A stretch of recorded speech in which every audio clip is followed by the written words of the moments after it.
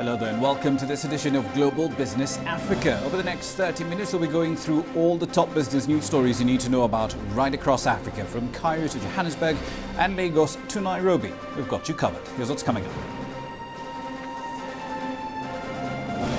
As AGRA's annual conference opens in Addis Ababa, we'll be there live with the details. South Africa is betting on small and medium-sized enterprises to boost employment creation. And investors in livestock are making a killing in Somalia against what many may consider to be a hostile environment.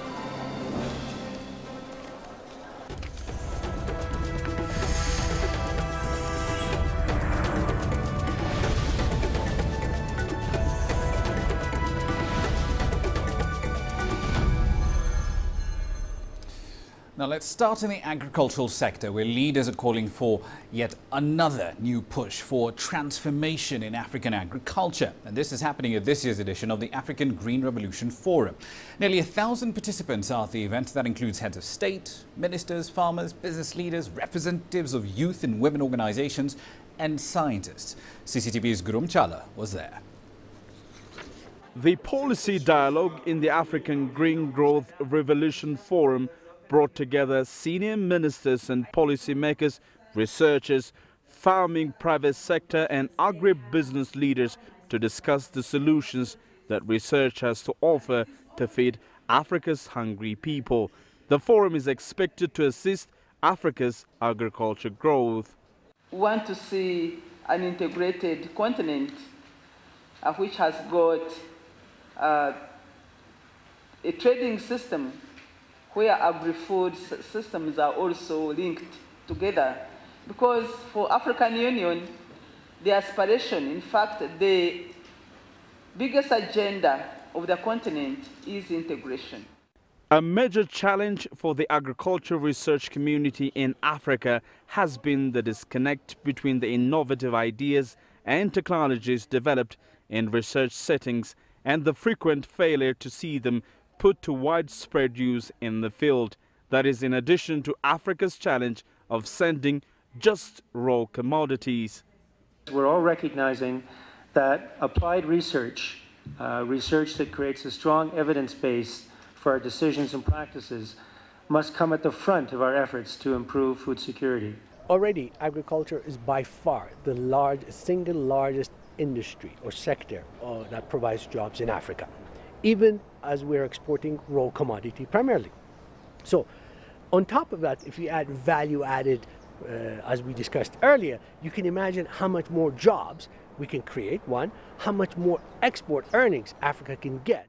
Africa, more than any other time in history, needs to make use of the agricultural potential for more robust economic growth. Experts say there needs to be smart policy directions for foreign direct investment to come to the continent. We need to have smart policies in Africa to expand and change the mindset we have had for decades and centuries about what Africa's agriculture should look like. In Ethiopia, research has seen a 60% increase in food production by smallholder farmers. Same positive agri-research result has been seen elsewhere in the continent, like Nigeria and Tanzania. For the coming few days, these researchers and policymakers will see if these best practices can be scaled up. Reports appear to show a proactive analysis of a vexing situation. Investment is pouring into Africa from all over the world. Overall growth rates are impressive, but the benefits frequently fail to benefit Africans broadly. And this mostly is the case in the African agriculture sector. However, change is expected to arrive soon.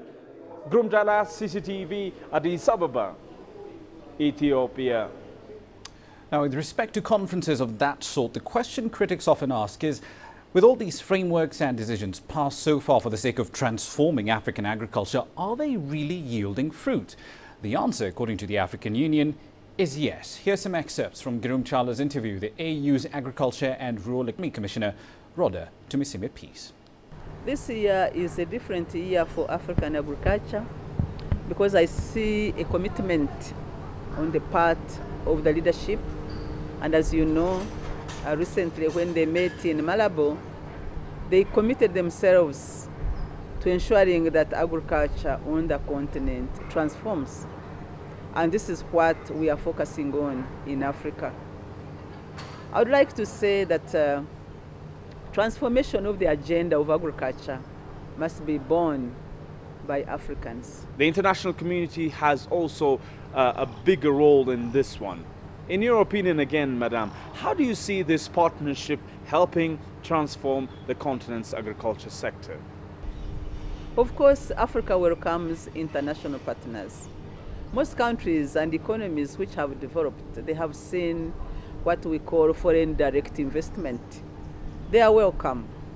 You know, the globe is just now one. Everybody should be able to move.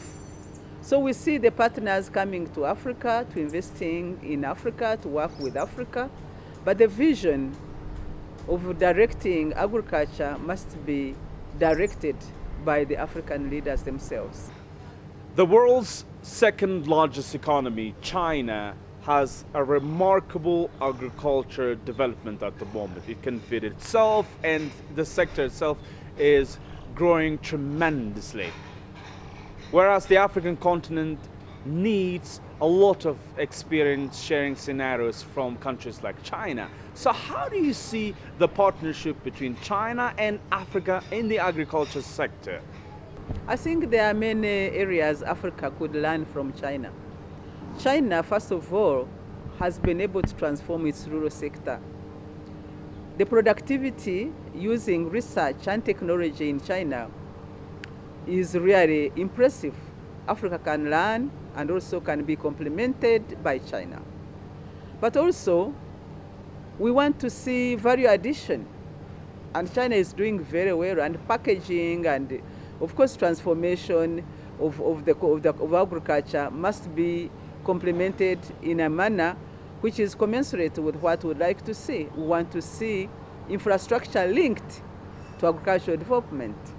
We want to see cold storage facilities, marketing infrastructure for agriculture, not just infrastructure, but marketing infrastructure, cold storage facilities, cold transportation. China is good at that.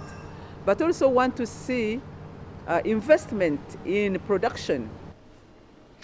The South African President Jacob Zuma is on an aggressive drive to create more jobs in South Africa. In June, he announced the formation of an entirely new ministry whose job is nothing but tackling the challenges faced by South Africa's unemployed millions. Sumitra Naidu takes up the story.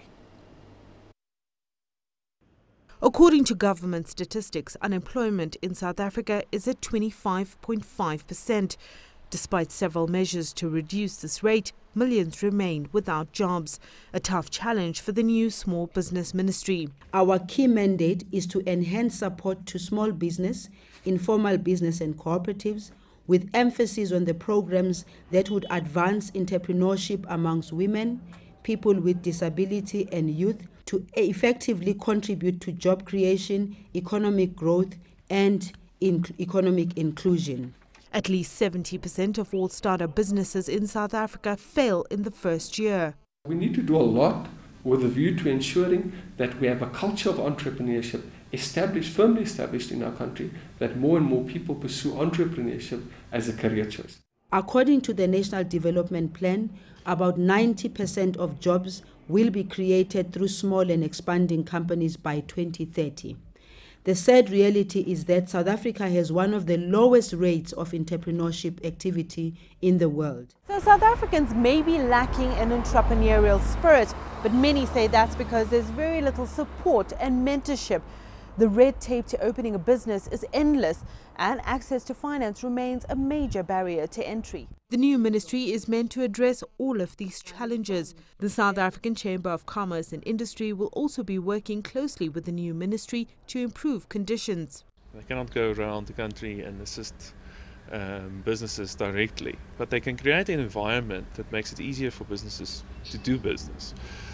So things like looking at red tape, taxes and administrative burdens of businesses. The new minister is currently travelling to various parts of the country to raise awareness and engage with youth forums. Sumitra Naidu, CCTV, Johannesburg. Quick run through the equity markets here for you. Rather tepid start, frankly, to the equity markets. Nigeria down by about a third or so. The JSE in South Africa on the other end of the equation. However, the EGX and the NSE 20 in Kenya, of course, relatively flat. Quite a bit of accumulation activities being seen on Safaricom ahead of the book closure on the 16th of September. And of course, in Nigeria, some more results coming through today. Flour Mills, its pre-tax profits are down about a quarter to about $21.8 million for the first quarter of the year.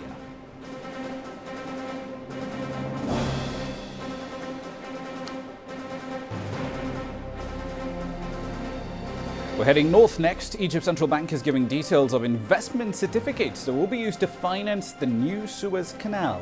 All that and more is coming up next. Africa is on the move. It's home to 7 of the world's 10 fastest growing economies. From small businesses to large-scale enterprises, hear directly from entrepreneurs behind the story. It's about putting you in the picture so you know where Africa fits in the global context. Global Business, weekdays at this time on CCTV Africa. The rebasing of Nigeria's GDP has been a long time in coming. The information provides us much more scope to know what the structure of the economy is.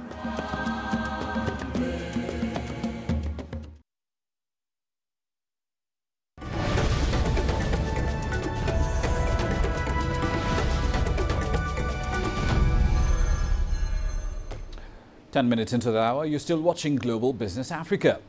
Let's move on to North Africa, where Egypt specifically, its consumer price inflation went up to about 11.04% in July after the government cut subsidies on fuel. Now, Egypt's economy has been in turmoil ever since a popular unrest in 2011, which led to the ouster of Hosni Mubarak from office, deterring tourists and foreign investors and straining the country's finances as a whole. Annual inflation hit its peak in nearly 4 years in November last year, but it's fallen back quite a bit ever since then.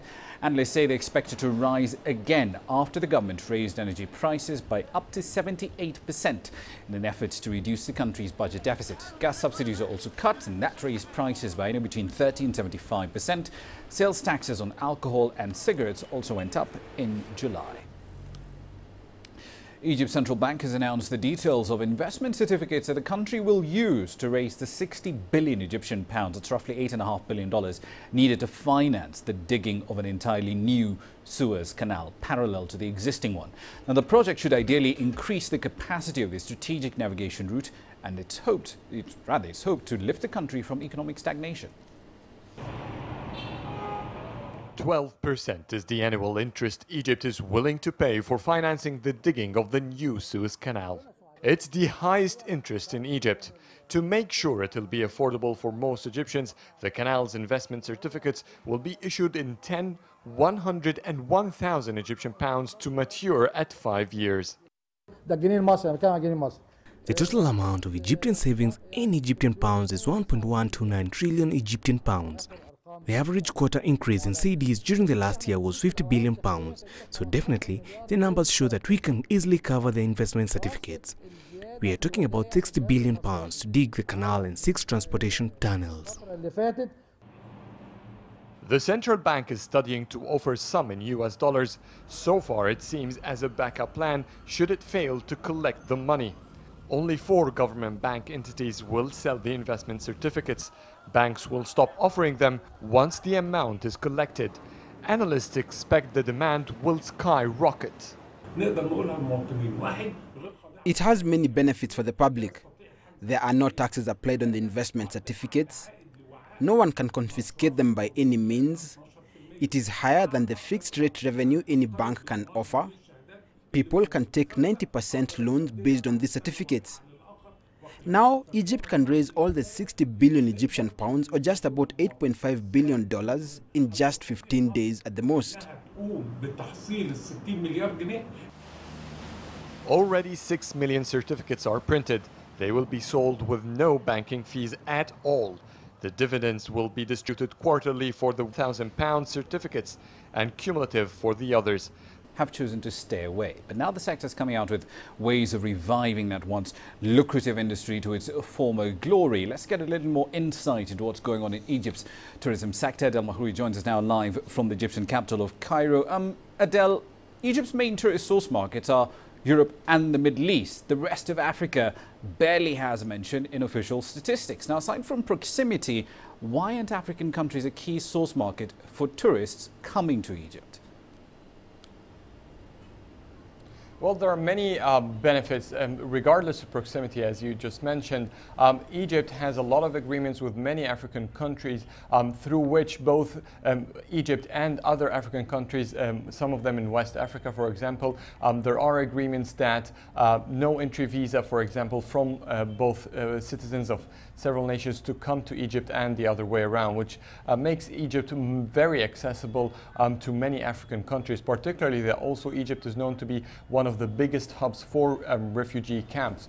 But at the same time, it is what will African citizens do in Cairo and how much they will spend is what will trigger the Egyptian authority to target more. But nonetheless, just about a couple of months ago, the Tourism Ministry have been holding an Africa Tourism Day through which it was trying to promote tourism in Egypt for its African countries.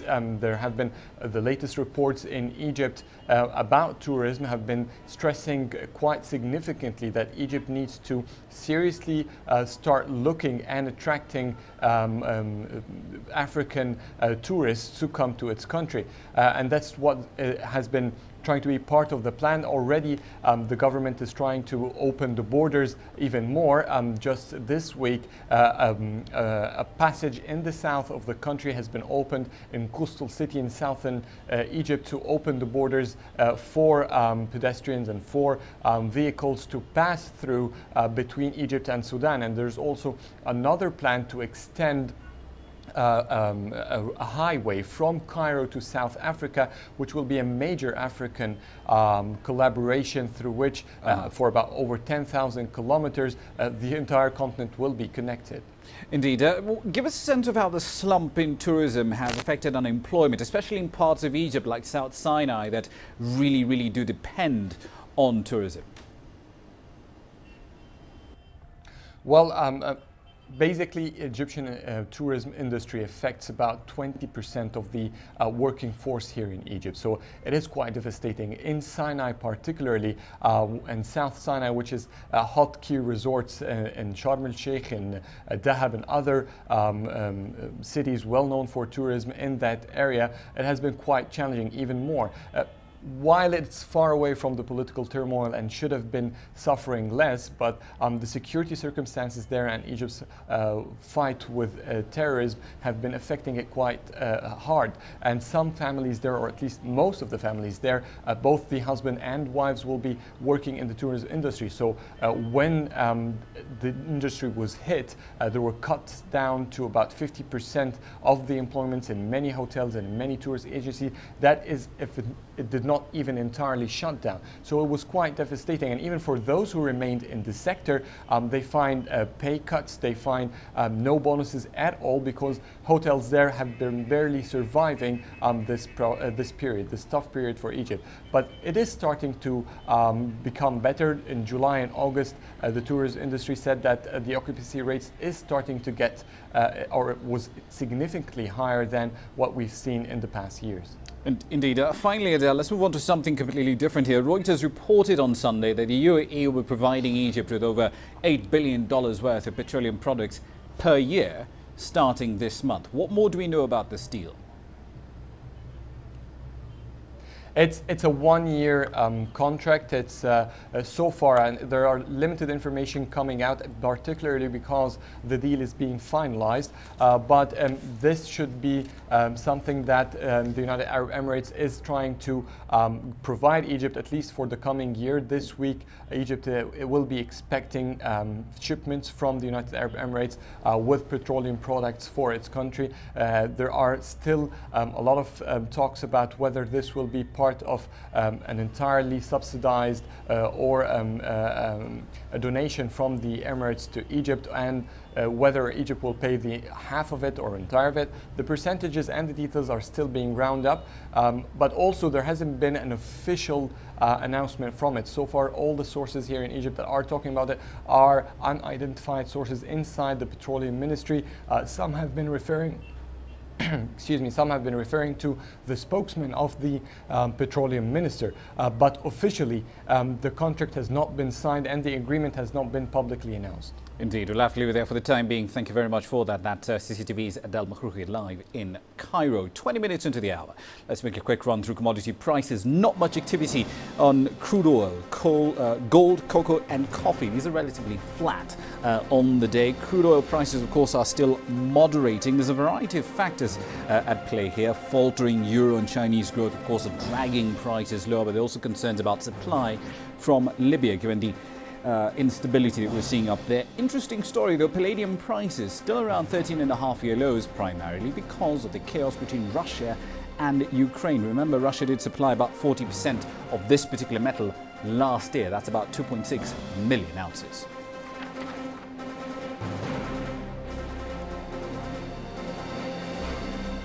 When we come back, we'll be introducing you to investors who found wealth in one of Somalia's oldest forms of economic revenue.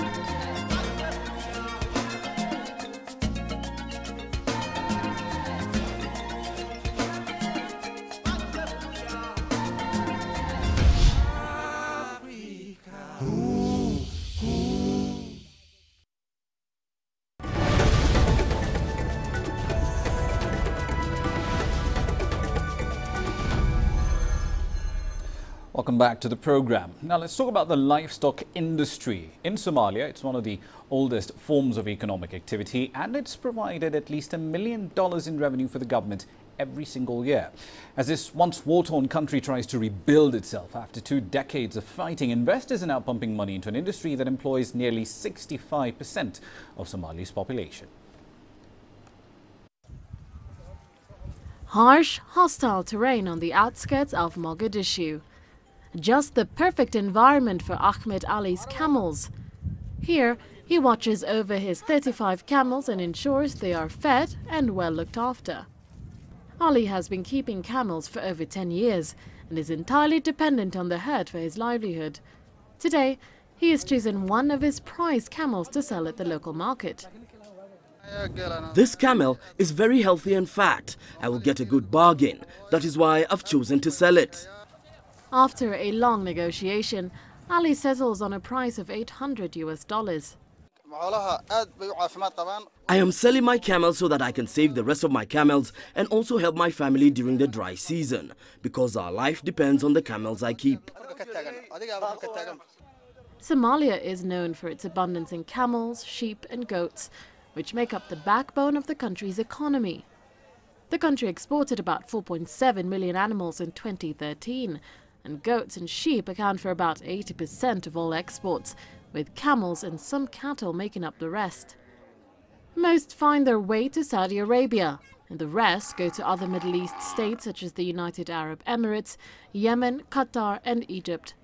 About 65% of Somalia's estimated 10 million people are involved in the livestock business, but open-air markets like this one have only returned in recent years. Located in the city's business district, the Mogadishu Modern Abattoir produces meat for both export and local consumption. It is one of 4 slaughterhouses here that now use modern technology to process meat. Salad Ali and his partners started the abattoir in 2009. They invested nearly $1 million and bought equipment from Europe. The Somali livestock business has been doing very well in the last few years because many Somalis invest a lot of money in this business. As you can see, more than 3,000 goats and sheep are slaughtered here every week. We sell the meat locally and to the overseas market. But the government is still struggling. Security fears and a lack of infrastructure are the main impediments to growth. Still, officials are optimistic. They say the government has already earned over $1 million in revenue for the livestock industry this year. The private sector is seen to be driving Somalia's recovery, but the risks remain high.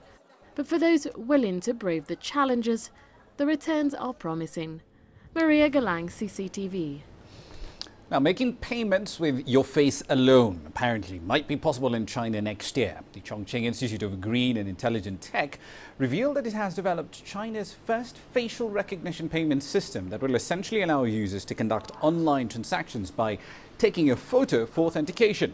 Now, an app for that is currently under development. It's expected to appear in the second half of 2015. By then, users should be able to connect their facial data to their bank accounts or credit cards through the app and then make payments without passwords.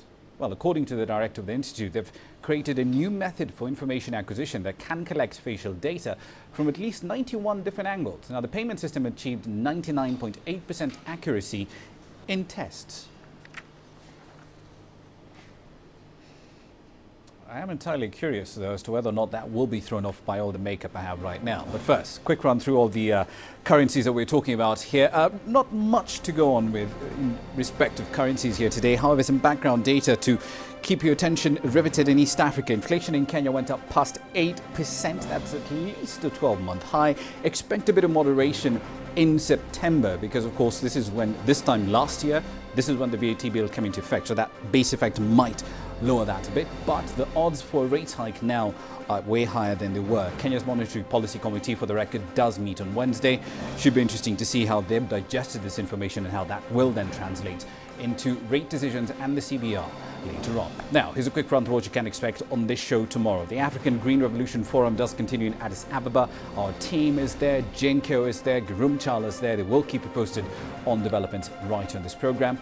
And of course, British American Tobacco in Uganda, it will be stopping buying leaf from farmers within the country in 2015. We'll tell you why. And that is it for this edition of Global Business. If you've got feedback on this show, please send it in. The address is globalbusinessafrica@cctv.com, and wherever you are online, Facebook, Twitter, you name it, we're there. The news continues 24/7. Thank you for watching. I'll see you in 23 hours. I'm Ramanya.